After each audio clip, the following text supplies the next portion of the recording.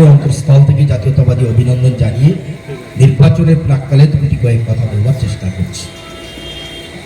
আমরা মূলত আজকে প্রথম বারাসাত গোলাপপুর একটা নির্বাচনী পথসভায় এসেছি।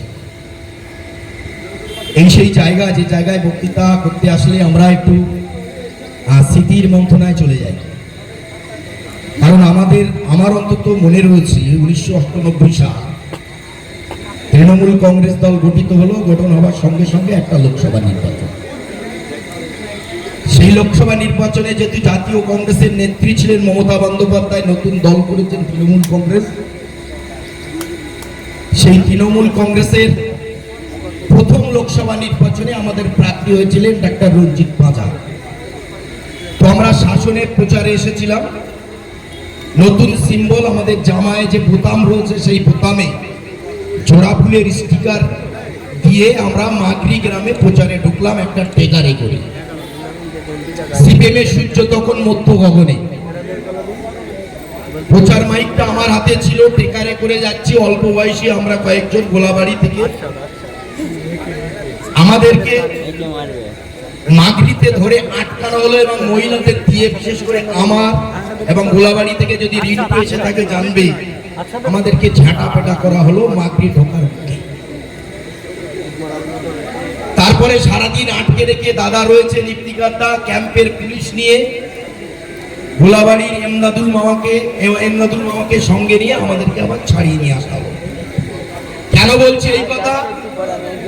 না, কালকে নাকি নৌশাদ সিদ্দিকী এসে বলছিলেন যে পরিবর্তনের আশায় মমতা ব্যানার্জিকে আপনারা এনেছিলেন, বলুন পরিবর্তনটা কোথায়? আমি শুধু এটা উদাহরণ দিয়ে বলতে চাইছি, এটাই হলো পরিবর্তন। যে বিরোধী দলের সভা করতে এসে শাসনের মাটিতে আমাদের ঝাঁটাপেটা খেতে হয়েছে। আপনিও বারাসাত গোলাপপুরে কালকে প্রচার করে গেলেন আমরা গণতন্ত্রকে ভালোবাসি, গণতন্ত্রের পূজারী।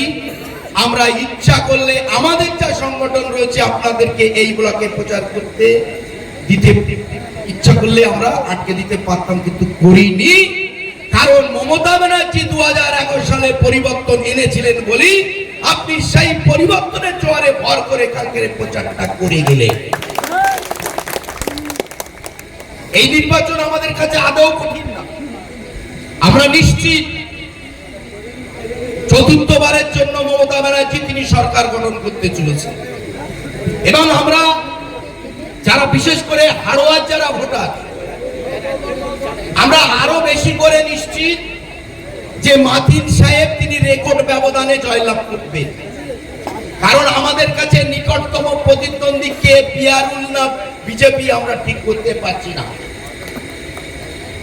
কেন এই কথা বলছি? এই নির্বাচন আমাদের কাছে সহজ, কারণ আমাদের মনে হয়েছিল এর আগের যে নির্বাচনটা আমরা ফেস করে এসেছি 2021 নির্বাচন, আমাদের কাছে সেই নির্বাচনটা অনেকটা কঠিন মনে হয়েছিল। কেন না, আমরা সেই সময় দেখেছিলাম মমতা ব্যানার্জিকে বাংলার মসনদ থেকে তাড়াবার জন্য, একটা অঙ্গরাজ্যের ক্ষমতা দখল করবার জন্য গোটা ভারতবর্ষের একটা মন্ত্রিসভাকে বাংলার বুকে বসিয়ে রেখেছিলেন।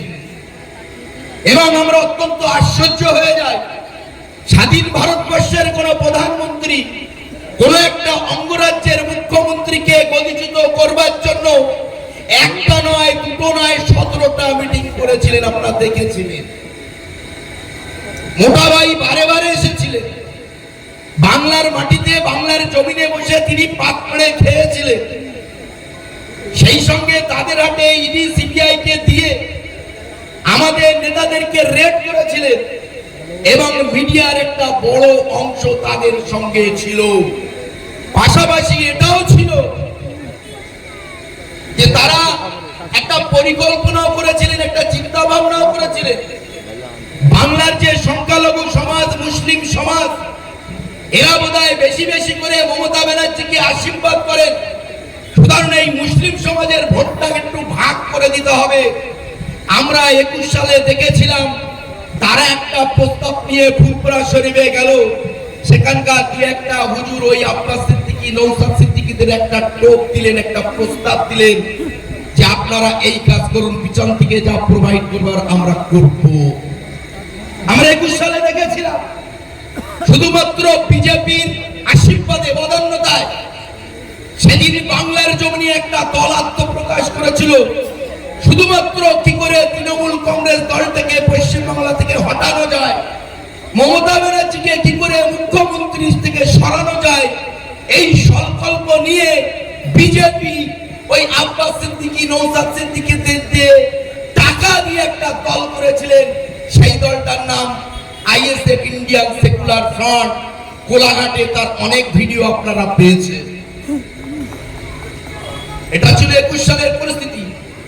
এমন পরিস্থিতি ছিল আমাদের দলেরও কিছু দলবদলু নেতা, তারা বোধহয় বুঝতে পেরেছিলেন যে ওই মোটা ভাই হুঙ্কার দিচ্ছিলেন ইসবার 200 বার বোধহয় বিজেপি ক্ষমতায় আসবে। ওই জন্য আমাদের দলেরও কিছু নেতা তারা একটু এপাম এপাম ছপাম করে অন্য দলে গিয়েছিলেন। এটা তো তারা থেমে থাকেননি। নির্বাচন কমিশনকে বলেছিল বাংলার আইন শৃঙ্খলার পরিস্থিতি অত্যন্ত খারাপ, ভোটটাকে অনেকগুলো দফায় করতে হবে। আপনাদের মনে রয়েছে 8 দফাতে ভোট হয়েছিল, রমজান মাসে পর্যন্ত আপনাদের ভোটটা দিতে হয়েছিল। এমন একটা পরিস্থিতিতে 21 সালে নির্বাচন হয়েছিল।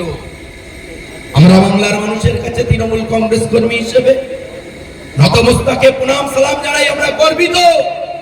বাংলার মানুষ সেদিন ওই দিল্লিওয়ালাদের কথায়, গুজরাটিওয়ালাদের কথায় বিশ্বাস না করে বাংলার মেয়েকে তৃতীয়বারের জন্য তারা বিশ্বাস করেছিলেন। হ্যাট্রিক সহ মমতা ব্যানার্জি তৃতীয়বারের জন্য মুখ্যমন্ত্রী হয়েছে। এবারের নির্বাচন কেন কঠিন হতে যাচ্ছে? আব্বাস সিদ্দিকী কি সরকার গঠন করবেন? তিনি তো মাত্র সিট দিয়েছেন 29টা আসন, বিধানসভার আসন 294টা।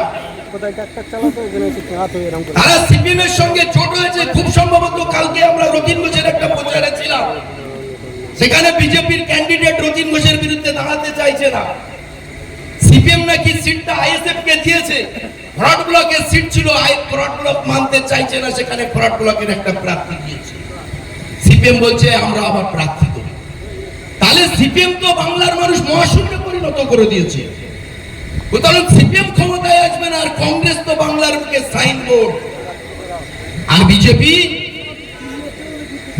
বিজেপির অবস্থা গত 21 সালের তুলনায় অত্যন্ত ভয়ঙ্কর। আমি দায়িত্ব নিয়ে কথা বলছি। শুভেন্দু অধিকারী নন্দীগ্রামে হারছে, হারছে, হারছে। ভবানীপুরে কালকে রোড শো করতে গিয়ে বাঁধার মুখে পড়েছে। স্বাভাবিক কারণে যে যাই বলুক, ফেসবুকে যাই আসুক, আর টিভির পর্দায় যে যতই স্নো পাউডার মেখে উল্টো পাল্টা বলুক, আপনারা বিশ্বাস করবেন না। বিশ্বাস তাকে করুন যে গত 15-16 বছর ধরে উন্নয়ন দিয়ে আপনাদের বুকের মধ্যে আঁকলে রেখেছেন, তাদেরকে বিশ্বাস করুন। 24 ঘন্টা যারা আপনাদের সঙ্গে থাকে তাদেরকে বিশ্বাস করুন। যারা খাদ্যসাথী, যুবসাথী বিভিন্ন প্রকল্পের মধ্য দিয়ে আপনাদের জীবনকেও একটু স্বচ্ছন্দ এনে দিয়েছেন, তাদের উপরে বিশ্বাস রেখে বাংলার উন্নয়নের ধারাকে কিভাবে অব্যাহত রাখা যায় সেই চিন্তা ভাবনা করুন। তাই আপনারা আপনাদের মনের মতো প্রার্থী। অনেকে বলছেন তিনি অরাজনৈতিক, আমরা জানি হ্যাঁ তিনি অরাজনৈতিক, কিন্তু অরাজনৈতিক বিভিন্ন সংগঠনের সঙ্গে যুক্ত থেকে গত 30-40টা বছর তিনি বিভিন্নভাবে সমাজের কাজ করেছেন। মানুষের কাছে তিনি অতি পরিচিত একজন ভদ্রলোক, একজন সজ্জন ব্যক্তি, একজন মুফতি সাহেব, যিনি শিক্ষা প্রসারে যার নিজের জীবনটাকে আত্মনিয়োজিত করেছেন। এইরকম একটা মানুষকে আমাদের মাঝে পাঠিয়েছেন। আমরাও তাকে বেশি বেশি করে ভোট দিয়ে মমতা ব্যানার্জিকে উপহার দেবো, এই আশা রেখে সকলকে ধন্যবাদ জানিয়ে গুটি কয়েক কথা বলে শেষ করলাম। জয় হিন্দ, বন্দে মাতরম। তৃণমূল কংগ্রেস জিন্দাবাদ, মমতা ব্যানার্জি জিন্দাবাদ, অভিষেক ব্যানার্জি জিন্দাবাদ।